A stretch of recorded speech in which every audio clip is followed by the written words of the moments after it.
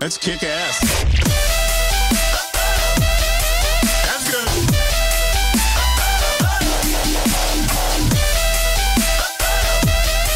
That's good.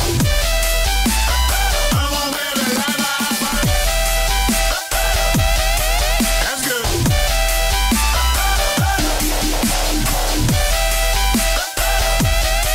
That's good. The new generation.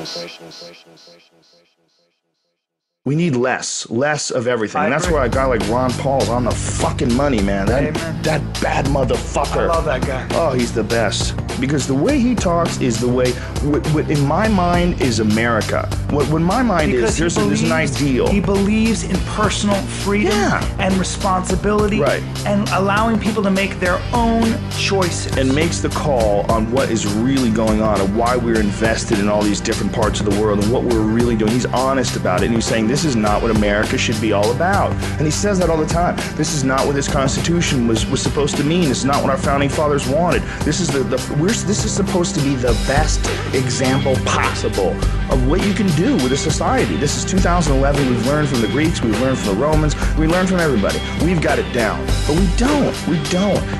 And it's transparent how we don't. It's all there. Because his belief in the Constitution and his belief in what America really should be, that we shouldn't be the police of the world, that we shouldn't be wasting all our resources in all these different countries, that we should be strengthening up our country, our inner cities, our structures, our business, our manufacturing, pull all that resources in and stop giving it to all these fucking gigantic war companies, because that's what they are. They're war profiteers, and the war profiteers have hijacked the whole system, and the pharmaceutical companies have hijacked the fucking drug laws. It's pretty amazing watching the debates, and anybody that speaks that besides Ron Paul, it's like total bullshit. Everybody, just nothing but bullshit. And then Ron Paul, that's like a real dude who's breaking it down.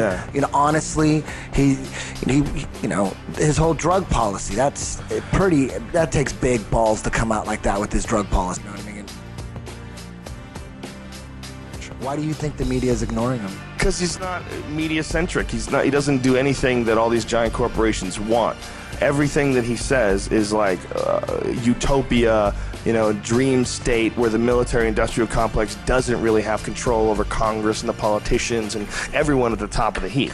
But they really do. They really do.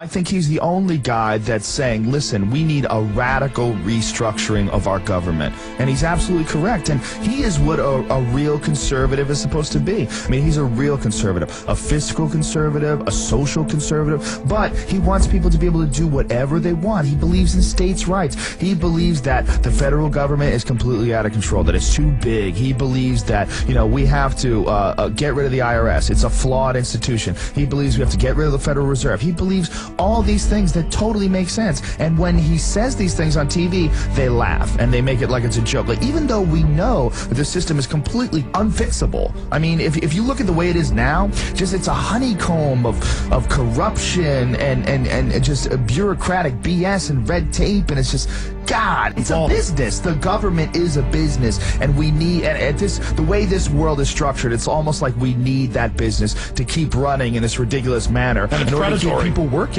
And that's all stuff that Ron Paul, what he stands against. And any rational, reasonable person who would listen to Ron Paul talk goes, well, here's a guy who obviously understands the system, was calling the economic collapse way in advance. 30 years ago.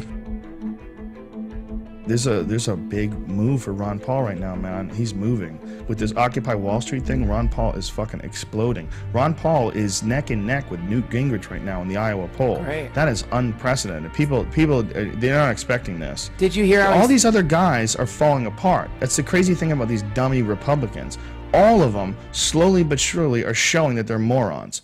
The frightening thing to a lot of people about it is the sheer change that a Ron Paul would bring about. And, a real change like that is absolutely terrifying to people. Even though they know that the situation right now is completely fucked up, completely unfair, the Congress is bought, everything's stolen, it's a total wreck. They're terrified of change.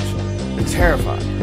Not so much anymore. You got to get beaten into a state of reasonableness. You think it's at the tipping point? We're at the collapse of human industrial civilization since 2008. You know, the world has turned inside out several times. It's getting nothing but worse. And people are, you know, one of the best lines I heard out of the Occupy movement was somebody was asking, the protesters are moving along in New York, and they said, "What are you protesting?" And this really attractive, smart woman says, "Everything. Everything. Everything is corrupt. Everything is a lie. Everything is bogus." And you know, there's a lot of us that can see that, because that's what we're fighting about now. When we want to get Ron Paul elected, that's what we're fighting about. It stops when the people wake up to the point and says, this has got to stop. And Ron Paul is bringing that aha moment. You know, like the emperor's new clothes, when everybody in this country looks at every other sane person in this country and says, Jesus Christ, this is all corrupt, crooked, we're not...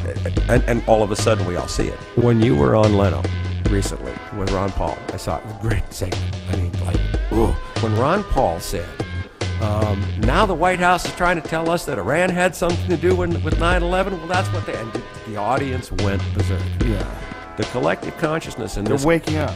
Everybody here is like filled right up to here, right now. And they're just ready, and really that's why I think Ron Paul's such a threat right now. If he wins or wins with a landslide, it's now Democrats and Republicans no more. It's Ron Paul and the Democrats and the Republicans. We got a whole